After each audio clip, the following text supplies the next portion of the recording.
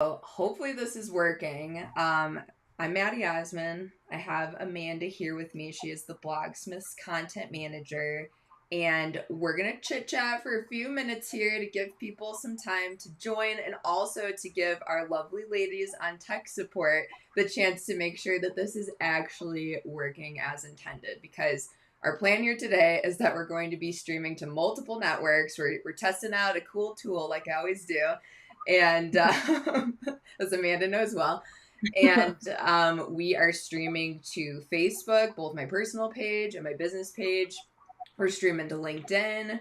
We're streaming to Twitter and YouTube, if all goes according to plan. So that's what we're hoping for today. And also, you might notice some like random like reflections. I've got like the green screen on, so it's like picking up on my forehead.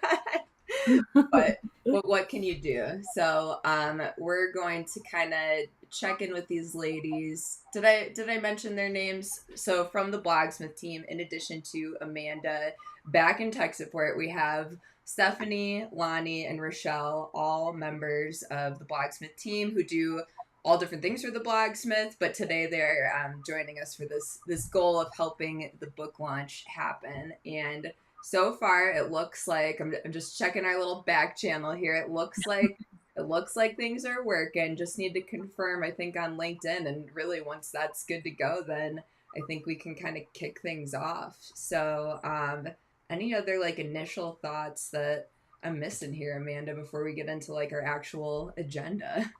How you feeling, Maddy? I'm feeling good. I woke up today and the book was a #1 new release for the editing reference category. So that was a great way to start the day. And yeah, now we're just seeing like what other categories can we make a dent in. And I've been definitely feeling the love from like everyone in my network. You all have really shown up today, whether you're here at this live or whether you've shared the book or bought the book. All of these things make a huge difference, and we're definitely going to talk about that too. But okay, cool. It looks like LinkedIn's working too. So the last one's YouTube, but I feel like we're good to move on because YouTube is probably the smallest contingency that we're trying to reach today. But if you haven't checked out our YouTube yet, we recently started a new series. It's called Content Marketing Mentor, and we've been sharing a lot of topics about the book. We will be resharing pretty much everything we've posted so far on Content Marketing Mentor on on YouTube to Twitter later today. So look out for that if you want to learn about the book a little bit more that way. But okay, looks like YouTube maybe not working. I think that's okay. I'm happy with what we've got. So let's go ahead and like officially kick this off, Amanda.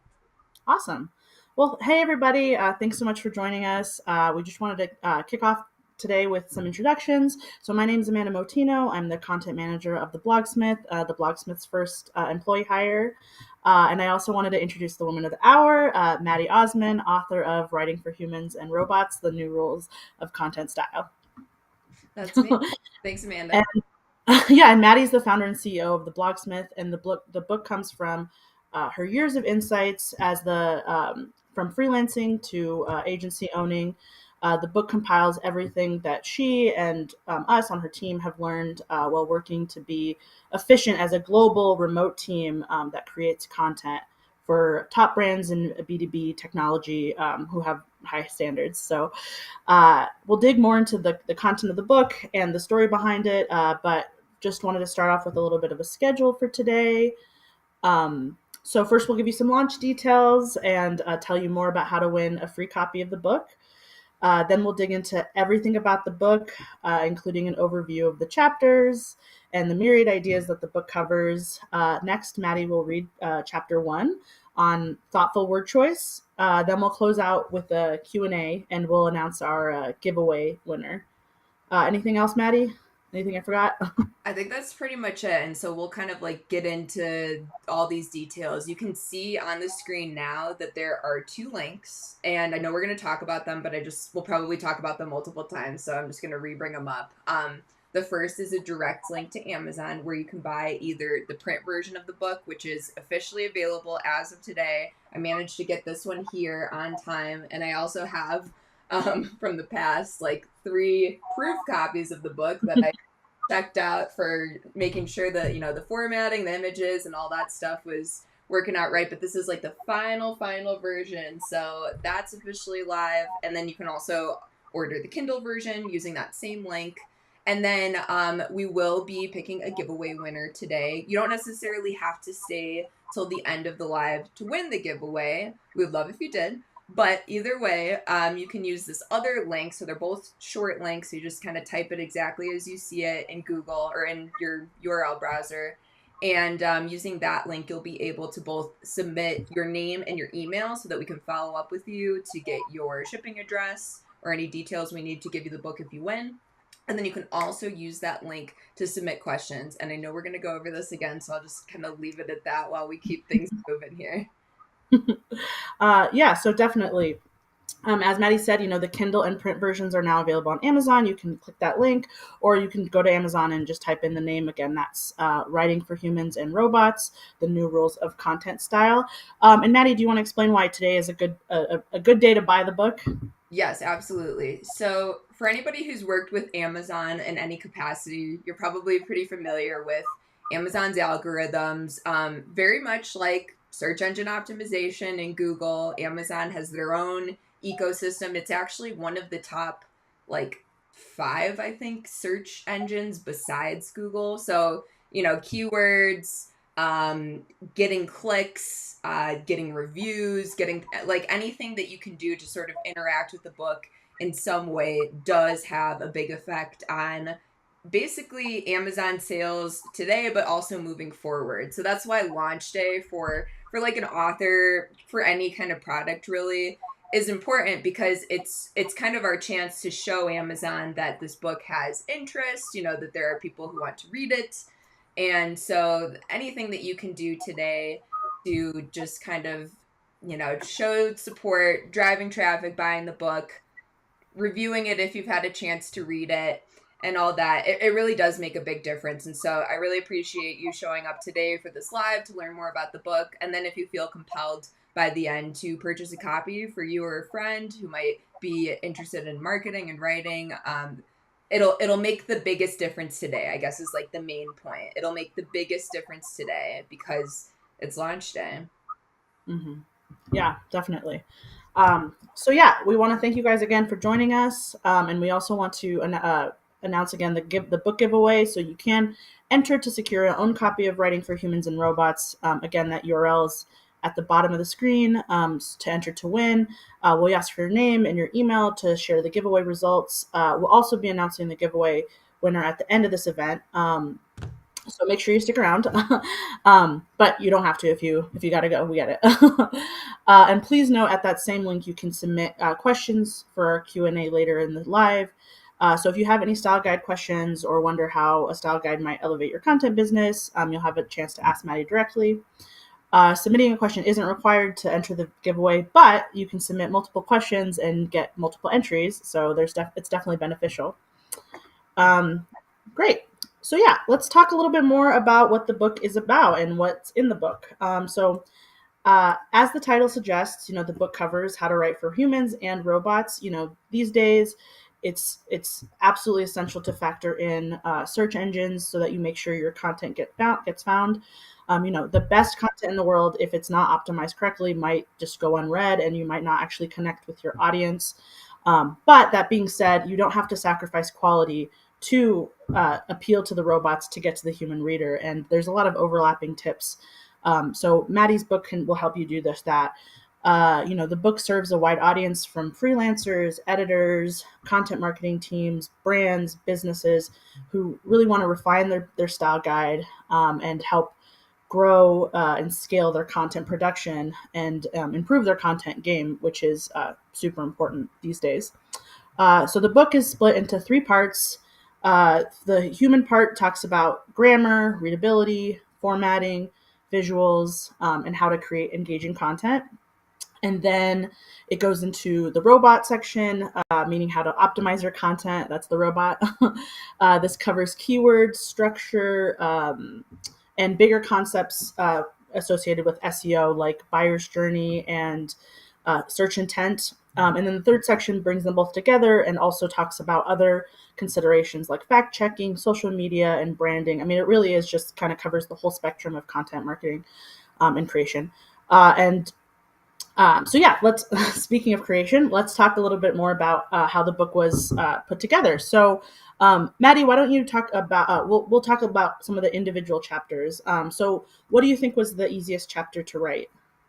Good question. So I think probably the one that I had the easiest time putting together was chapter, I think it's 9. I'm just confirming here.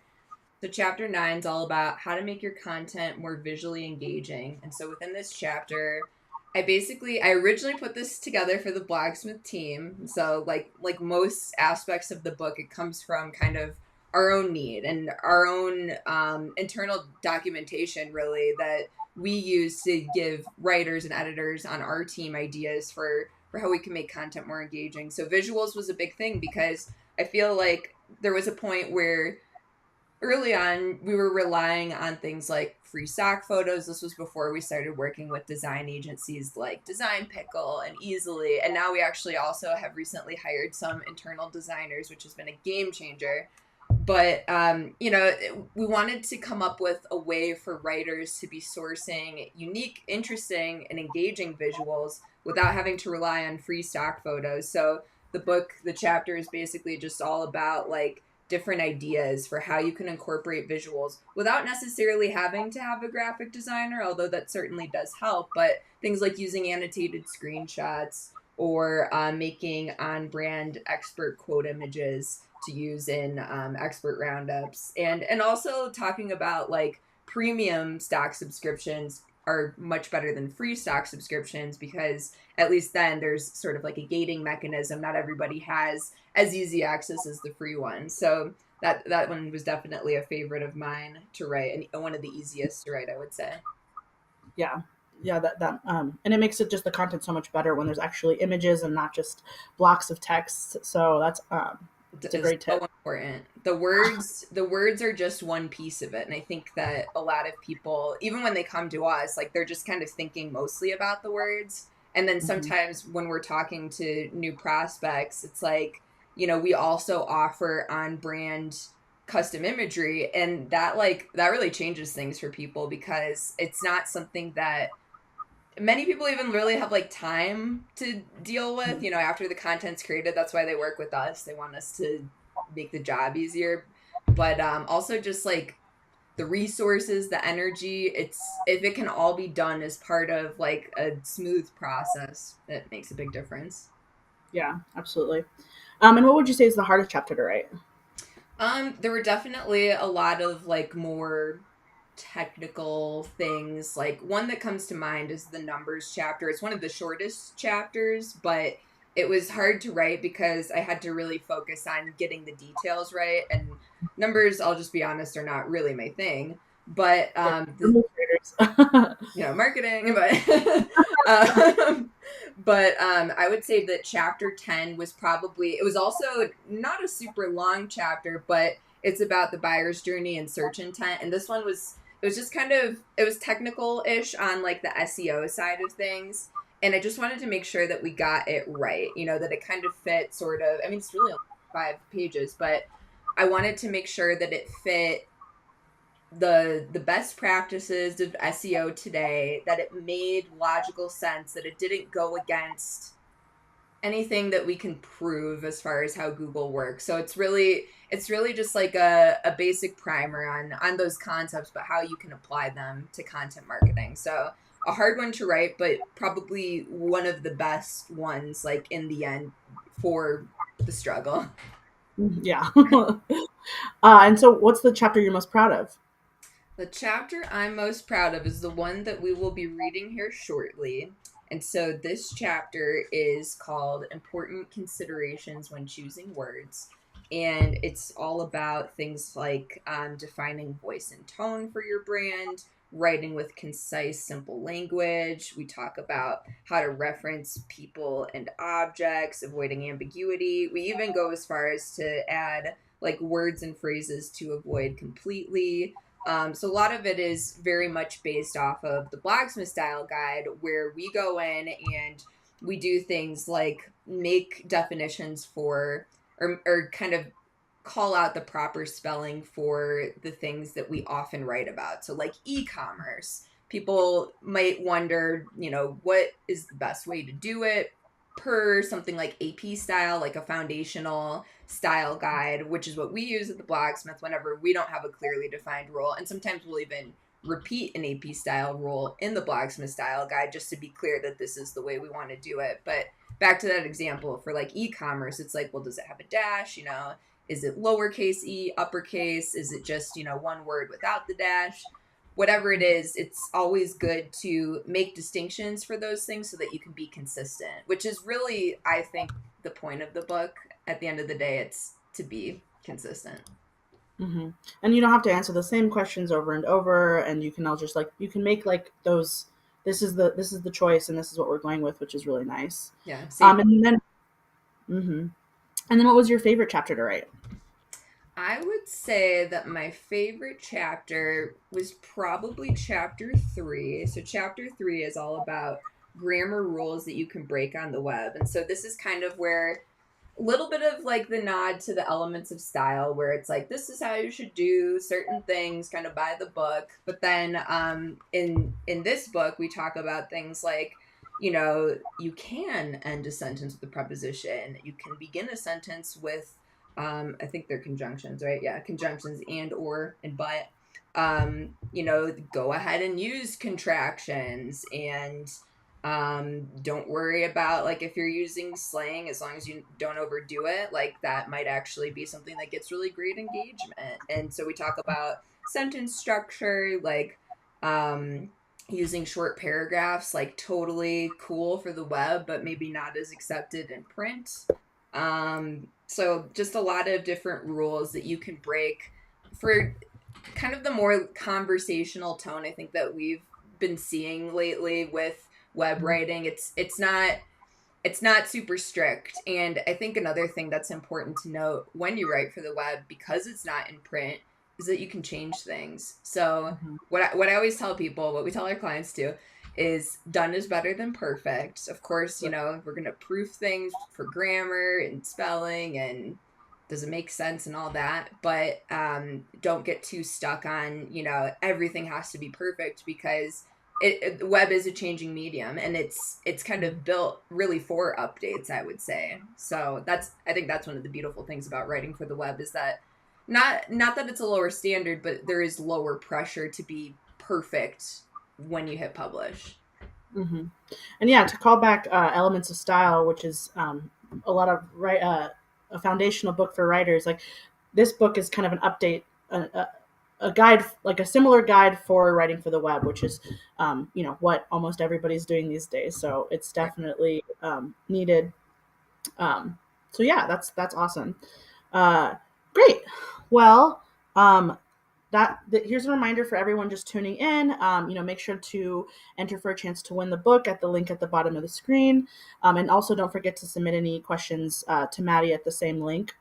And for anyone who's still wondering if the book is for them, we'd suggest going over to the book's website, writingforhumans&robots.com, and you can take our style quiz, which is at the top, and it quizzes you on some different style topics, and you can see where maybe you need some tips and help with.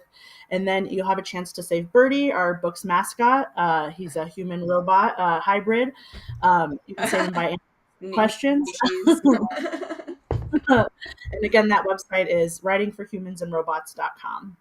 And I'll just add really quick too that today on Twitter we'll be sharing threads of kind of like everybody who's reviewed the book so far.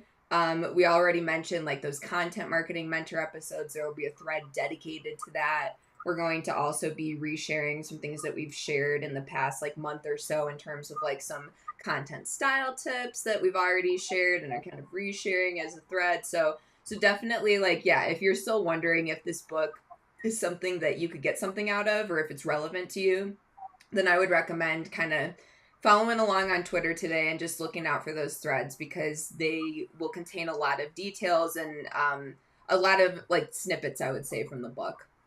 Mm-hmm. Yeah, definitely. Maddie, do you want to give us a peek at the the table of contents and just Sure. show what else is in there?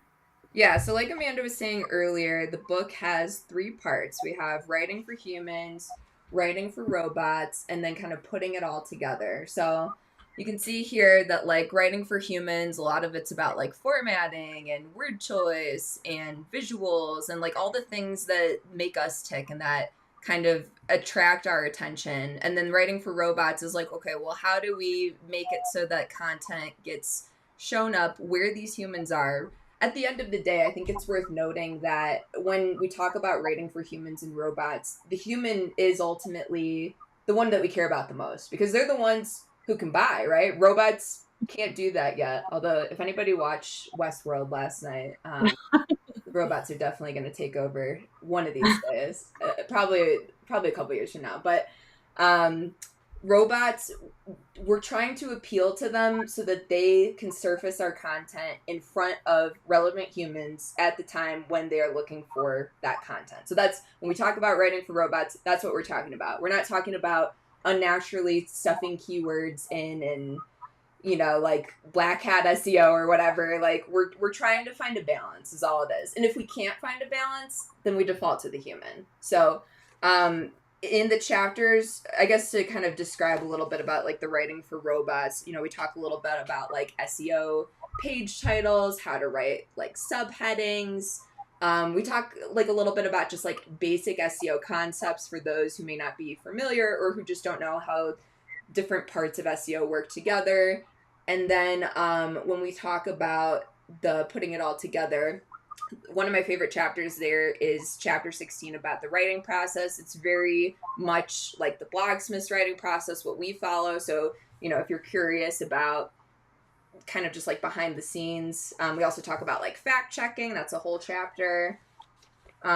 Storytelling, how to validate the effectiveness of your content in terms of things like KPIs, and then also how to create your own brand and social media style guides. And I think like one other thing that's worth mentioning about this, maybe two other things. One is that there's an appendix at the end that has like every resource that we've mentioned throughout the book, organized by things like general writing tools and like SEO tools, style guide examples that you can use to reference to create your own. And then also recommended books because this book, I mean, is very much indebted to many writing guides that have come before. And so I think that those are also worth a read in addition. But then the last thing that I wanted to mention on this topic is there are several book bonuses that also kind of relate back to the Blogsmith's way of doing things. We have a copy of the Blogsmith style guide that you can access. That's really kind of like a short form version of this book. We also have the Blogsmith outline template that you can use to create your new content. There's a PDF copy of all the appendix resources. We have a blank template with some examples too of our social media style guide, which is a little bit different than our writing one. Our content brief template kind of for the beginning part of the process. And then I also included a link of free access to my Skillshare class. Like I don't think you have to even sign up for an account to access it. You definitely don't have to sign up for a paid account, but for my most popular Skillshare class, How to Write a Kick-Ass Blog Post. So in addition to the book, I think there really is a lot of value in bonuses, in the appendix. There's just a lot to dig into, even beyond just the book. So I definitely wanted to bring that up. And Maddie, where can they find those bonuses? The bonuses, you can go on the book website, which is writingforhumansandrobots.com/bonuses. Or maybe bonus, but I think I'll double check. We have the book. We might as well, right? Let's see what the book says. Yeah, it's bonuses, plural. Awesome. And so now that Maddie's kind of taken us through the book, she's going to give us a little bit of a taste of it by reading chapter 1. So yeah, take it away, Maddie. Cool. Yeah, so the book, basically, we have the intro and then the first chapter, part of part 1, which is writing for humans, which again is really the most important part. Chapter 1 is important considerations when choosing words. It's about 7 pages long, so bear with me here, but it's my favorite chapter, so I think that there's a lot to get out of it. Okay. If you commit nothing else from this guide to memory, at least commit to internalizing this. Words matter. Words can inspire or they can alienate. Using certain words can be polarizing. As such, you must be thoughtful when choosing words to describe specific things and situations. After all, nuance helps to convey meaning. Your word choice may have different effects depending on the audience. That being said, here are some guidelines you can use to create a level of consistency around voice as it's conveyed by word choice. So, first title here, voice tone spectrum. The Nielsen-Norman group helps simplify the process of codifying voice and tone with these 4 dimensions: funny versus serious, formal versus casual, respectful versus irreverent, and enthusiastic versus matter of fact. And it's worth noting that all of our sources are noted both in line in the print and Kindle version, and then also available in the bibliography in the back. So I would like highly recommend digging into especially this source for more details. Start with agreement on these basics before writing for a new brand. So writing with concise, simple language. Complicated multisyllabic words are not preferred by internet readers. Their objective is to locate information rapidly, and dense content is not the territory in which to navigate. Your competition has likely realized this, and your audience may default to them if you're not meeting them halfway with simple language. As such, here are some guidelines for writing with simple language. First, say more with less. Cut unnecessary words. Aim for concise. For example, instead of more and more, just go with more. Besides complex industry-specific words that you can't avoid without losing meaning, use uncomplicated language. Assume middle school level reading comprehension. Consider writing at a reading level below what you normally expect for complex topics. Don't repeat the same words too close together in the same sentence or paragraph. It comes across as lazy and uninspired. Vary your word choice. Also, cut out fluff words. These are words that don't add value or can be removed without changing meaning. So, for example, that, instead of they say that it's better, choose they say it's better. Simply or just, instead of simply open the app, choose open the app. However, and so, these words can be useful but are often unnecessary. Ask yourself if you need the word or if your sentence makes sense without it. Choose strong verbs instead of adverbs. Rather than modifying a common verb or adjective, choose a less common option that better conveys your intention in a stronger single word. So, for example, don't write this, "We're very excited." Write this instead, "We're thrilled." A reminder about possessives. Sometimes it's nice to restate existing grammar rules that have a knack for getting confused. Here are the guidelines about possessives for writers in the Blogsmith Style Guide. If the word is plural and ends in an S, put the apostrophe at the end. So those classes schedules with the apostrophe after the word classes. If the word is singular and ends in an S, add an apostrophe and an additional S. So like that class's schedule, there's an apostrophe S instead of the apostrophe at the end. Making references to people or objects. Clarify your ideas by making appropriate references in your writing. If you're referring to a brand, restate the brand name in every paragraph in which it's mentioned. Don't refer to the brand as it. So pro tip, while going through edits, repeat the proper noun or the noun of whatever you're referring to, determining whether it sounds weird in a sentence out of context. So for example, a sentence like, "It is useful for all e-commerce niches," doesn't make as much sense out of context as WooCommerce is useful for all e-commerce niches. If you're referring to a company, it is a thing rather than a person. So for example, don't write this, "the company who," write this instead, "the company that." Always choose positive language when referring to the brand commissioning the content. Avoid phrasing that could be interpreted negatively, even in subtle or unintended ways. Spin limitations positively. So, for example, don't write this, "previously only available in the US." Write this instead, "available in the US at launch." Avoiding ambiguity. On a related note, don't leave room for ambiguity when referencing different concepts. Take this opportunity to add clarity with a related search engine optimization keyword if possible. So for example, instead of a sentence ending in it, such as "how do you do," fill in the blank, "what is it?"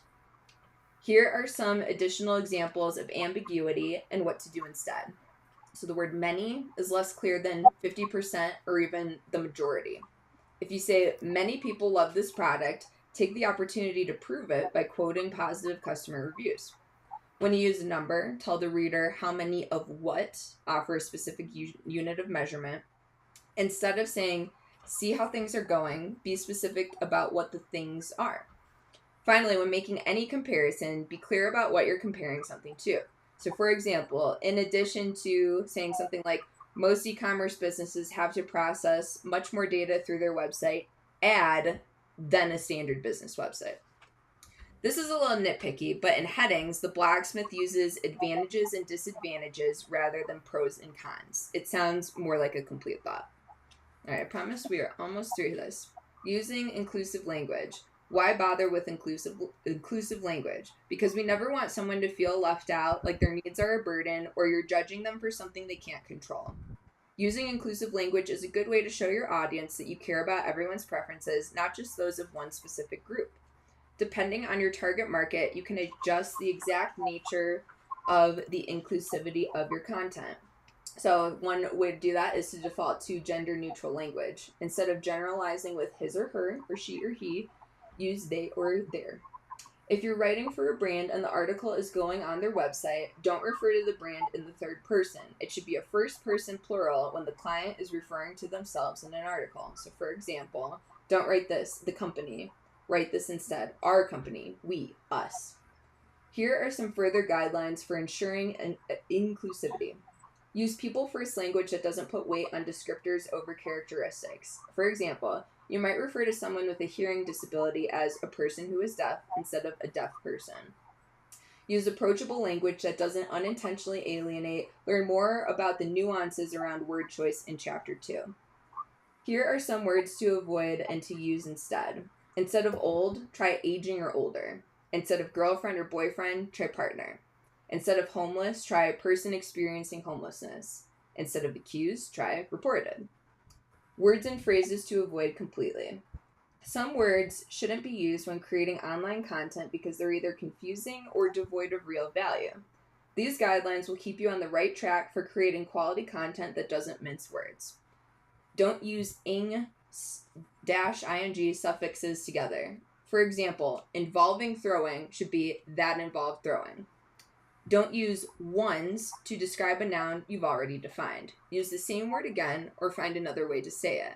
So for example, during the interview process, be sure to ask the right questions. This could be a mix of common restaurant job interview questions and, instead of ones, try those that are more unique to your company's culture. Here are some word choice swaps you can make to improve your writing. Utilize instead choose use. Aside from, choose besides. Host, choose a variety, a number of, or suite. Allow, choose something less passive like empower or enable. Cheap, choose variations of affordable. Also remove thankfully, fortunately, luckily, or actually, and any other words that don't add value. Instead of these terms, try a bucket brigade like, here's the good news. But what is a bucket brigade? That's defined in Chapter 4 with more examples. Avoid using words that might insult the reader's intelligence. We're trying to educate people, so don't assume anything is obvious. Avoid phrases like obviously, of course, clearly, and everybody knows. Last page.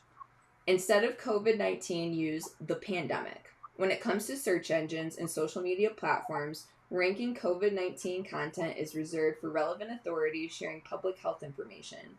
Confusing the algorithm by including similar phrases in your less relevant content may jeopardize the ranking of your articles that aren't about public health information. Even after the pandemic is over, it's important to not to optimize for keywords people use to locate health and safety information. When talking about an adjacent but not as critical topic, use a thesaurus to come up with alternate labels. So that's Chapter 1. Awesome. Thanks so much, Maddy. It's funny because a lot of those things. I used to be a writer for the Blogsmith before I was a content manager, and a lot of those things I'm like, oh, yep, remember those days. Drill then, right? And word choice in particular is so important. I mean, obviously, it's the foundation of everything we do. And so it's, for example, like laying out guidelines for inclusive languages, for example, is like super important because it becomes a default for your staff and you don't have to think about it every time. Right. And then in turn, it becomes ingrained in your writers, and it makes the content creation process smoother. And with something like inclusive language, it could be something that you really value as a company, so you can put that value in your style guide to recreate it. Yeah, I think that's a really good point. It's like your style guide to some extent reflects like the values that you hold dear. Like how, yeah, how you refer to your customers or your readers, like do you have respect for them? Because it will show if, you kind of go about things without a plan or without respect, I guess. I mean, Mm-hmm. that's ultimately why having something like the Blogsmith style guide or your own version of it is important, because it's like I want to be intentional about how I'm showing up and creating content for other people to read and act on and get something from. I want it to be the best thing that it can be, and I want it to be respectful of that reader. Yeah, absolutely. And as you said, that this book kind of came out of our style guide, and it's something that all of our writers use.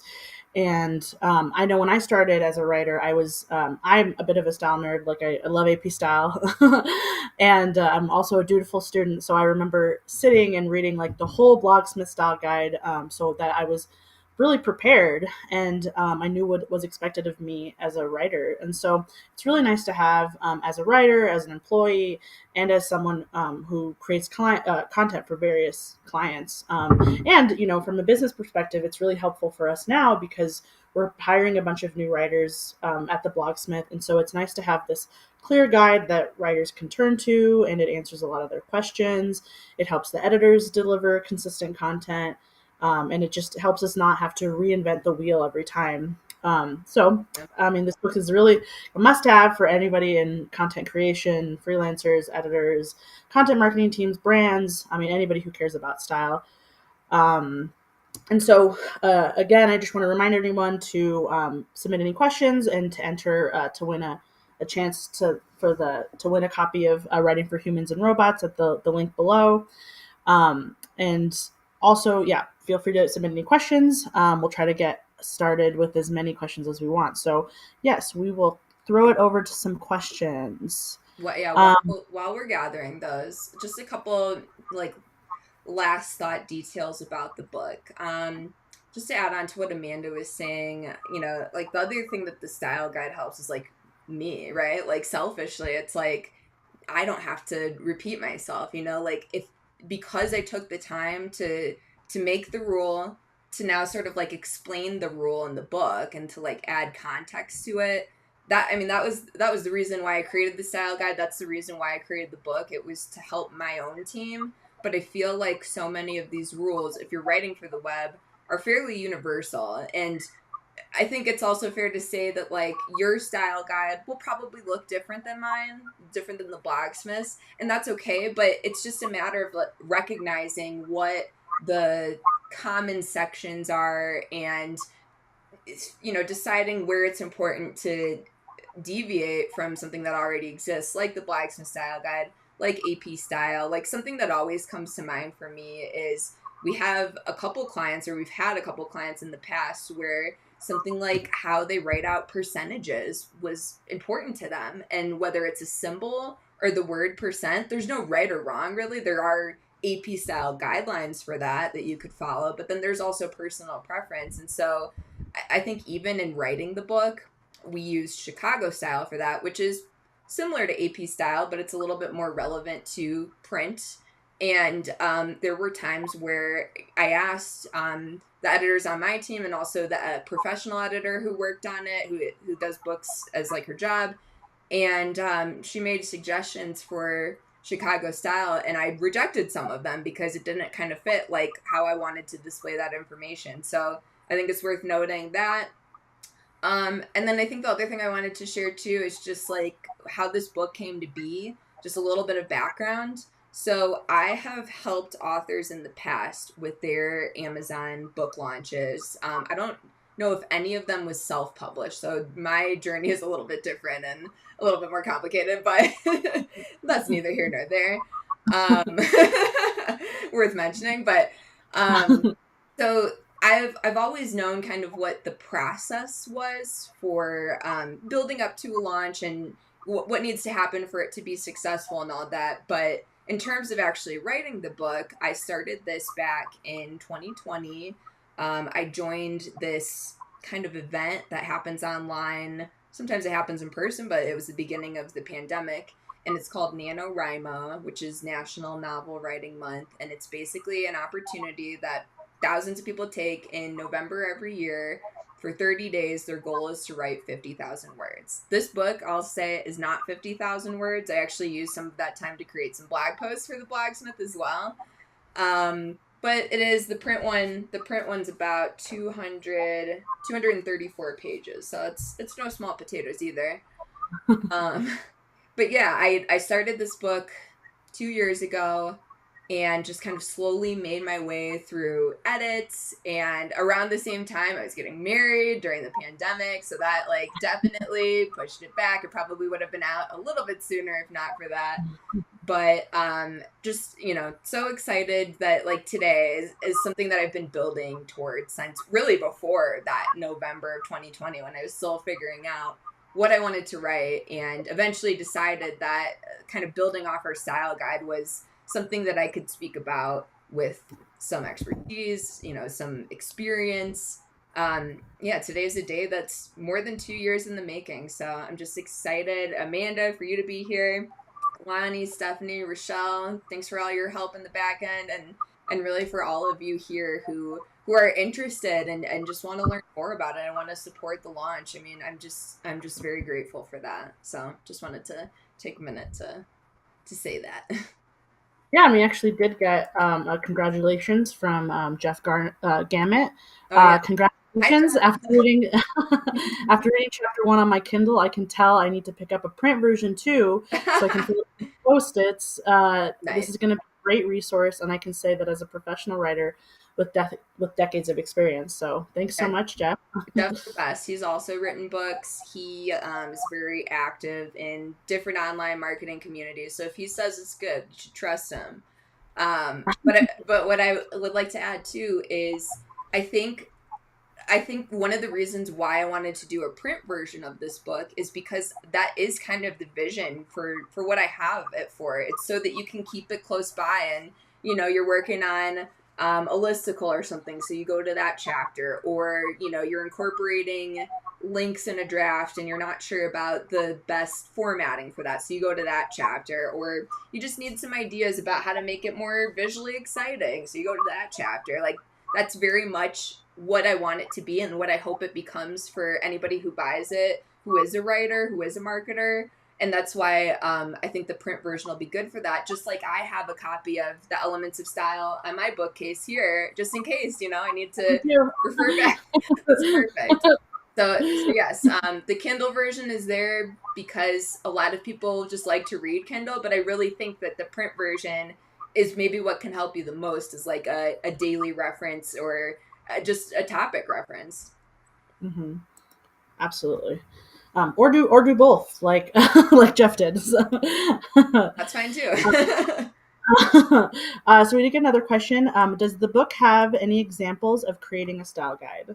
It does, yes. So there's kind of 2 chapters that relate back to that question. And they're at the end where we talk about kind of like putting it all together. So the first chapter that references that is chapter 20, Style Guidelines for Social Media, where, again, in the bonuses, you can download our template for that. And then I think we also give a version of the Blogsmiths, like a filled out template, that just so you can kind of see it in action. So chapter 20 alludes to how you would build that out, as well as providing links, access to other social media style guides that we found that we really liked, that we thought kind of shared, you know, the most relevant details that people would need. So there's that chapter. You know, it goes into kind of like explaining the different sections that you might add, like reminder to add your profile links, defining tone, specifying word choice, audience details. Some of it's kind of marketing related too. It's not just about like the style, it's about the audience. But I think that that's an important aspect of creating good style is knowing your audience. So there's that version of it. And then we also share in that chapter some basic social media copywriting guidelines, because I do think there is a difference between more of like the long form content the Blogsmith creates compared to the short form posts that you'd see on something like Twitter. So lots of thoughts there based on our past experience in creating content, both for our own channels, but also for clients. The Blogsmith used to do some social media stuff, not so much any day. No, I Well, didn't. Maddie, to go off of that, it's not just blog content. It's website copy. It's Right. um, a style guide for landing pages, for pillar pages, for social. I mean, it's Ebooks. everybody produces content. I mean, email chains, like every Right. business produces content. So really, it's just creating style guides for all of the, or one style guide for all of those different resources. Right. And that's worth mentioning or expanding on too, which is like the Blogsmith style guide. We use it for most things, I would think, but we also have the specialized social media version of that for our channels. And it's because social media, again, is just like a little bit more nuanced, but I think it's important to look internally for your content creation efforts and determine like maybe one, and then I can just add sections for like how would an ebook differ, how would web page copy differ, or something like that. um Versus, yeah, do I need to have like a whole different style guide? But really what it comes down to, what I hope that you take away from the book is like, just start somewhere, start Mm-hmm. building. It's Yeah. our style guide is always going to be a work in progress. It's never going to be done because the internet changes, Right. and that's just a fact of life. And that's why also something like the Elements of Style has like 5 different editions. Like things change, even like the most foundational style rules. That's why we have that chapter about grammar rules you can break.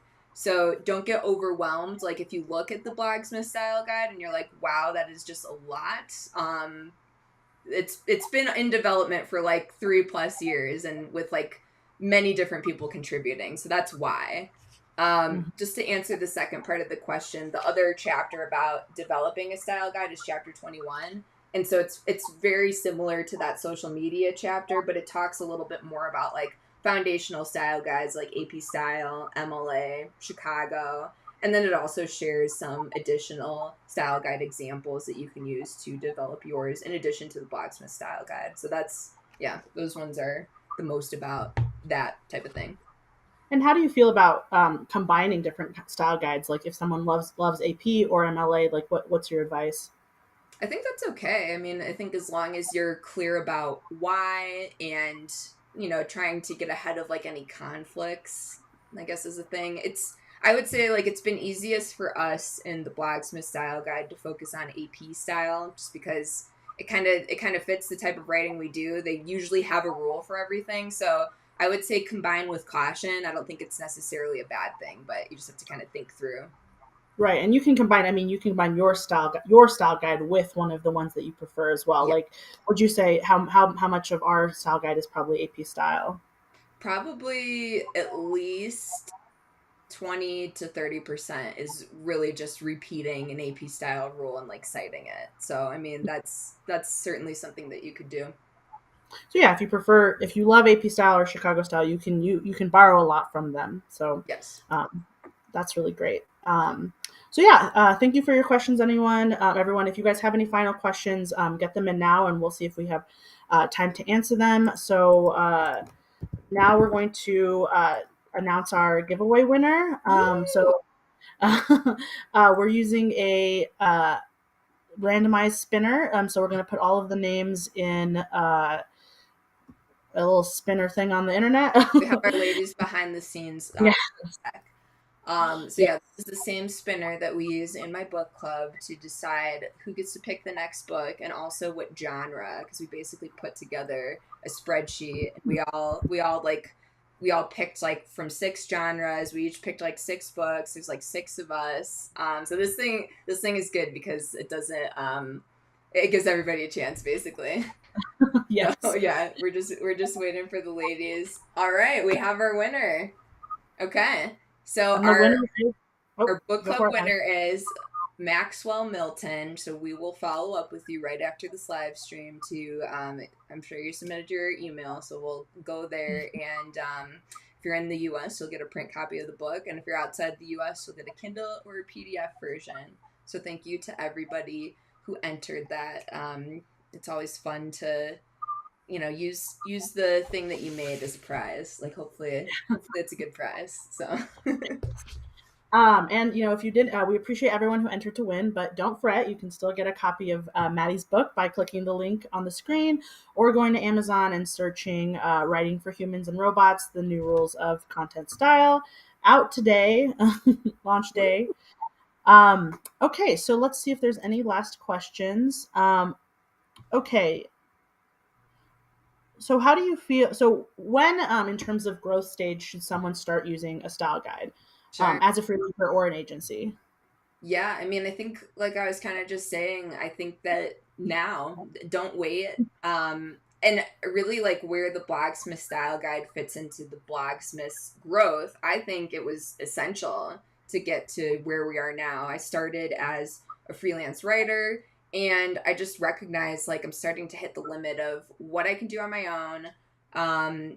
But if I was going to hire somebody to help me, I needed to give them some sort of guidance in order to understand like what's my writing voice, what are my expectations for what kind of a finished piece of content looks like in terms of formatting, in terms of visuals, and all that sort of stuff. So the Blogsmith style guide came to be out of a need so that we could grow it to the agency model that it currently is operating under. And so I think that the sooner you establish it, the sooner that you can grow your content program, you can grow your freelance writing business into something else. You can, even if you don't necessarily want to do the agency model, you can then take on subcontractors and just have a more efficient process. And I know, again, like it is overwhelming to kind of start from nothing. That's why I would suggest using the examples that I shared, use the Blogsmith style guide. Feel free to just use that if you want and make changes as you think of them.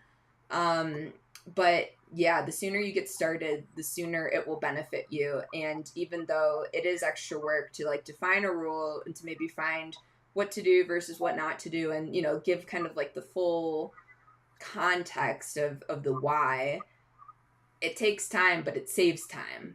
It takes a lot of time up front. It saves a lot of time over the long term. Well, and I think the first step, is to buy your book, and I think you're already on the right track.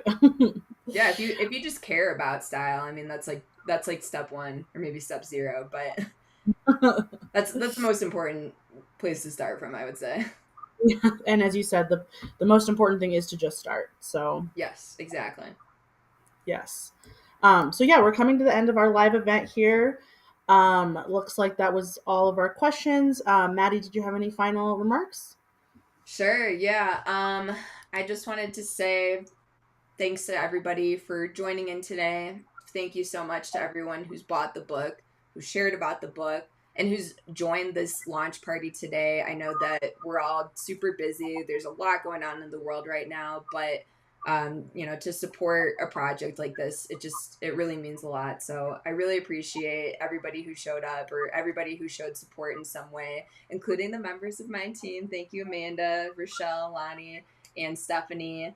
And just like a final ask to, if you liked what you heard today, to buy a copy of the book. And even if you're not necessarily in marketing or writing and you're just kind of like, like entertaining the thought today because you're a friend of mine or a colleague of mine, I appreciate you doing that too. And, consider maybe there is a marketer in your life that you could recommend it to, someone you work with, a friend, or you could do what my husband is planning to do, which is buy a bunch of copies and seed the little neighborhood lending libraries. So that's another way that you could show support if you're looking for ways. So yeah, I think with that, we are officially done here. Happy launch day, and thanks again so much to everybody for coming. Thanks, Amanda.